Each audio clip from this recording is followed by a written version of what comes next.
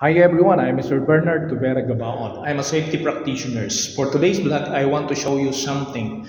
I've been noticed yesterday or observed during the site safety inspections that these buildings, especially for this floor, is a lot of materials. There is a congestion yesterday and there's a lot of dust and one thing more, there is an obstruction yesterday. There is a scaffolding on this side. And for this side, there is a lot of power tools and also as a hand tools here yesterday. And there is a lot of dust here. So in short, there is a for housekeeping in this building. And even here yesterday, this hose was only laid on this part. In short, there is a tripping hazards yesterday.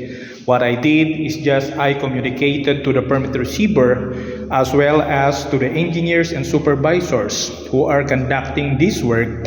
Then for today, this is the result. So I am happy.